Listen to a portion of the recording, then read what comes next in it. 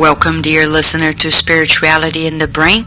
I'm Vanessa Ancelone, your host, and this segment is all about the latest findings of neuroscience and the teachings of Spiritism. Today we're going to talk about romantic love, the brain, and the evolution of our feelings. Most recently, in 2012, a group has published a beautiful paper talking about brain activation in long-term intense romantic love. Scientists have started to explore the brain activity of people who report being in love using a technique called fMRI, functional magnetic resonance imaging, by comparing the pattern of brain activity in the participants as they stare at a picture of their beloveds to the activity of the brain when staring at a picture of a close friend. A brain pathway begins to emerge. While many brain regions are active when the participants think about their partners, the area that stands out as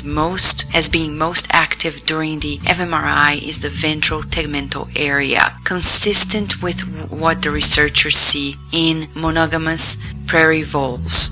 This brain region is responsible for wanting, for craving, for obsession, says Helen Fisher, a biological anthropologist at Rutgers University, who together with Lucy Brown, a neuroscientist at Einstein College of Medicine, and others has scanned the brains of an estimated 100 people in love. Dear listener, you may be asking, okay, so what does that mean to us? It means that first and foremost, when we feel such feelings, it's real. So real that your physiology responds to it. But this is not the point for the time being.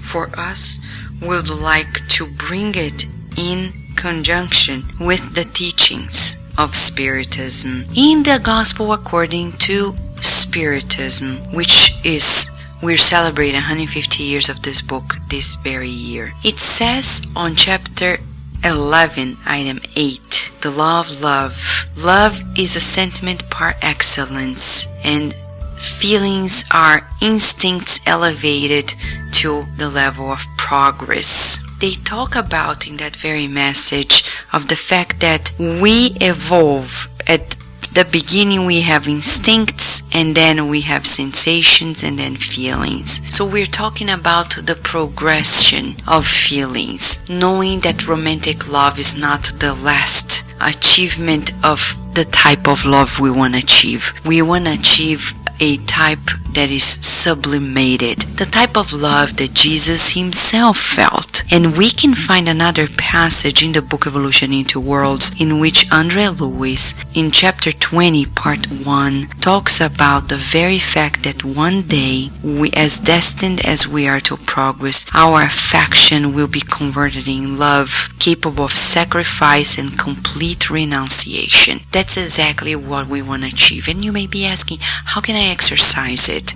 I need to exercise it by being fully aware that I can always love more than I imagine I'm loving. Expressing your love is very, very important. Think about yourself, dear listener. How often do you express your emotions and your feelings for the people whom you think you love? How often do you tell them you love them? How often do you express your feelings for them and even about yourself? So think about it. Make it a daily occurrence, and you see that you're going to refine your feelings as you become more acquainted with them, as you become more used to thinking of them, and then you're going to feel much better about yourself, your relationships, and life as a whole. This is it for today, dear listener. If you have a question or suggestion, please write to us at cardiacradio.com. We have a contact form. We are happy to listen from you. In the meantime, please keep feeling the blessings of God always.